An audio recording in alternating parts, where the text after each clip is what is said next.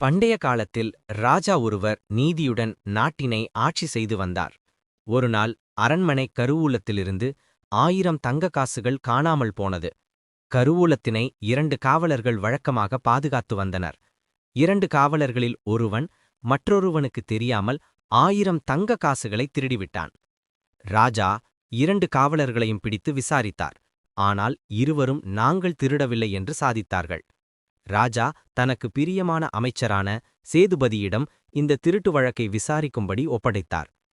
அமைச்சர் சேதுபதியும் 2 காவலர்களையும் அழைத்து விசாரிக்கத் தொடங்கினார்.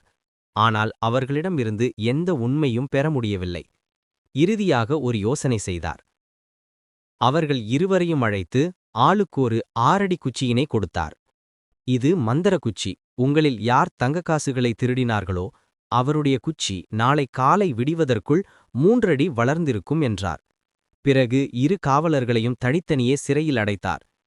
தங்க காசுகளை திருடிய காவலன் எங்கே நமது குச்சி 3 அடி வளர்ந்து விடுமோ என்ற பயத்துடன் இருந்தான். குச்சி வளர்ந்தால் என்ன செய்வது என்ற பயத்தில் குச்சியினை 3 அடி வெட்டிவிட்டான். காலையில் அமைச்சர் சேதுபதி 2 காவலர்களையும் அழைத்தார். அப்போது தங்க காசுகளை திருடிய காவலனின் குச்சி சிறியதாக இருந்தது. அமைச்சர் அவனை பார்த்து, நீதான் தங்க காசுகளை திருடியுள்ளாய். நான் கொடுத்தது சாதாரண குச்சிதான்.